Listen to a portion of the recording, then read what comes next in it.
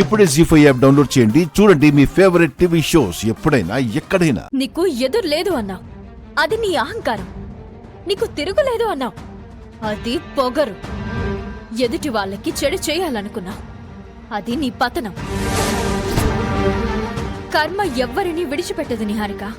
అందుకే అన్నీ బాగున్నప్పుడు అనుకువగా ఉండాలి. విర్రవీగితే ఫలితం ఇలా ఉంటుంది.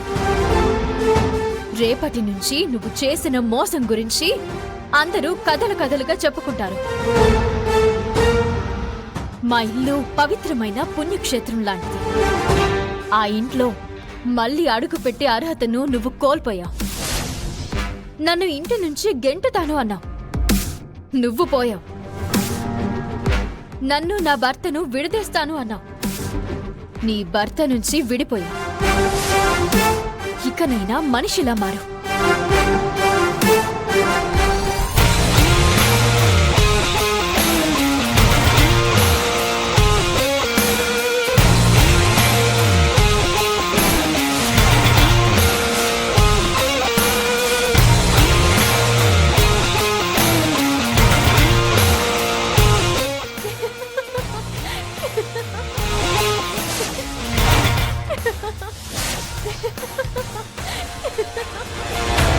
ఆ ఇంటిని వదలాలని లేదు. నీ కాళ్ళు పట్టుకున్నాను, నన్ను తీసుకుని వెళ్ళావని. చూసావా నిహారిక, ఫేట్ ఎలా మారిపోయిందో? స్లేట్ మీద అక్షరాలను తుడిచేసి మళ్ళీ రాసినంత ఈజీగా మారిపోయింది. అందుకే అంటారు, ఎవరితోనైనా పెట్టుకోవచ్చు గాని కాలంతో పెట్టుకోకూడదు అని. నాతో కాళ్ళు పట్టించుకుంటాను అన్నావు, నువ్వే నా కాళ్ళు పట్టుకున్నావు. ఇదే గుడిలో నన్ను అవమానిస్తాను అన్నావు, ఇదే గుడిలో నీకు అవమానం జరిగింది. నువ్వు కాళ్ళు చేతులు గడ్డాలు పట్టుకున్నా నిన్ను ఇంటికి తీసుకువెళ్లే అవకాశం నాకు లేదు. అత్తయ్య ఉగ్ర రూపం చూసావు కదా, తన మాటను కాదని నేనేం చేయలేను. నువ్వు చేసిన పాపాలకి నీకు ఇదే శిక్ష. అవని,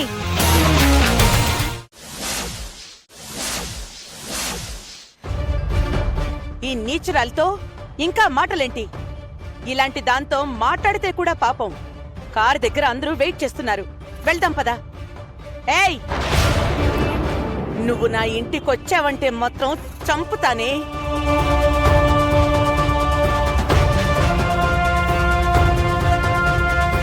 రా, దాని నీడ కూడా మన ఇంటి గోడ మీద పడకూడదు. ఆడదాది, అందరినీ ఆడించేదది.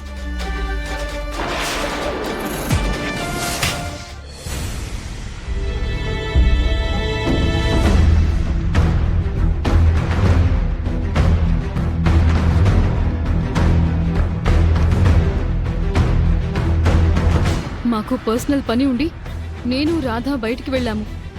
మేం కూడా గుడి దగ్గరికి వచ్చుంటే నిహారిక నిజస్వరూపం ఎపిసోడ్ చూసి మీలాగే షాక్ అయి ఉండేవాళ్ళమేమో. గుళ్ళో అంత జరిగిందా? మీరు చెప్పింది వింటుంటే మాకు నిజంగానే భయంగా ఉంది. ఇంతకాలం ఒక పాముని ఇంట్లో ఉంచుకున్నాం అన్నమాట. నిహారిక వాళ్ళ పేరెంట్స్, మన కృష్ణ అందరూ కలిసి మనల్ని ఇంత మోసం చేస్తారని అనుకోలేదు. ఇప్పుడు నేను మాట్లాడడం కంటే సైలెంట్గా ఉండడం మంచిది. ఆ నిహారిక మన ఇంట్లో అడుగుపెట్టిన దగ్గర నుంచి అందరినీ మోసం చేసుకుంటూ వస్తుంది. మారుతుందిలే అని అవని చాలా ఓపికతో చూసింది. అయినా తన బుద్ధి మార్చుకోలేదు. 2-3 సార్లు రెడ్ హ్యాండెడ్గా పట్టుకునే అవకాశం వచ్చినా నీ ఆరోగ్యం గురించి, నీ ప్రాణాల గురించి ఆలోచించి భయపడి ముందడుగు వేయకుండా ఆగిపోయింది.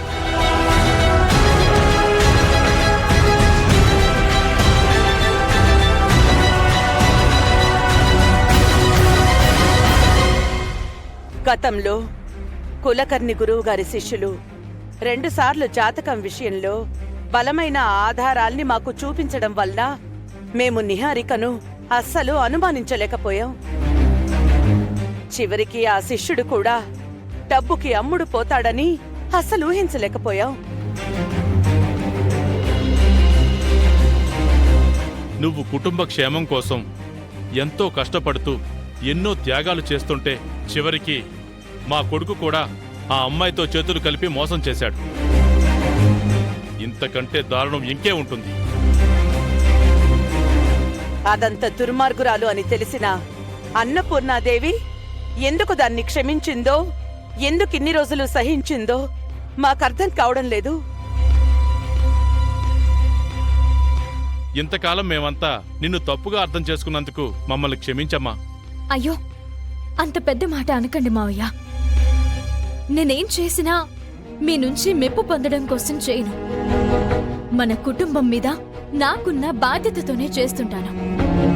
లేదమ్మా, దాని జాతకం విషయంలో నిన్ను మేము అవమానించి అనుమానించి నానా మాటలు అన్నందుకు నీ కాళ్ళు పట్టుకుని క్షమాపణ అడిగినా తక్కువే అవుతుంది. అత్తయ్య, ప్లీజ్ అలా అనకండి. నేనెప్పుడు మీ క్షేమం గురించి ఆలోచిస్తూ ఉంటాను. మీరు క్షేమంగా ఉంటే ఇక్కడ ఈ కుటుంబం, పల్లెటూరులో వందల కుటుంబాలు క్షేమంగా ఉంటాయి.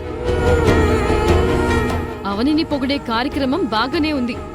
ఇప్పుడు నిహారిక పరిస్థితి ఏంటి? అమ్మా, నిహారికను ఈ ఒక్కసారికి క్షమించి ఎలా వదులుతుందిరా? ఇంత పెద్ద మోసాన్ని అమ్మ ఎలా క్షమిస్తుంది? అది అయ్యే పనే కాదు.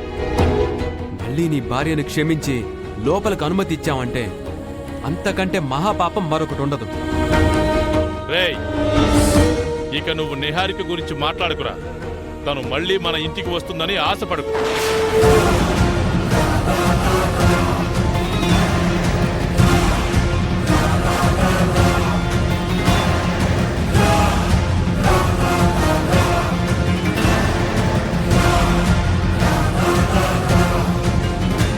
ఇక మీదట నిహారిక నీడ కూడా మన ఇంటి మీద పడకూడదు.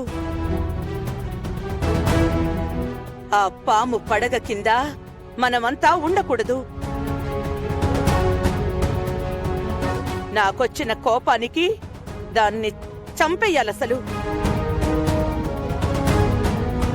అది మీలో ఎవరికైనా ఫోన్ చేసి రాయబారం నడపాలి అని ప్రయత్నం చేసినా ఎవరూ దాని మాయలో పడిపోకండి. వెంటనే ఈ విషయం పెద్దిరాజు, వసంతలకి కూడా చెప్పండి. సరే అత్తయ్య.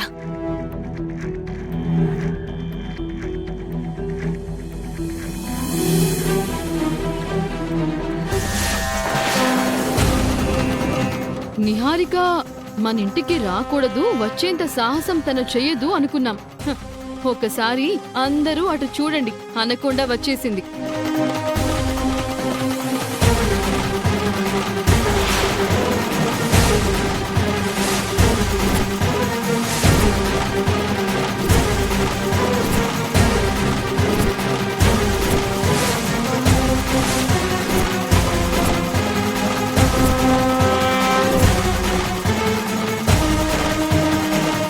ఆగు!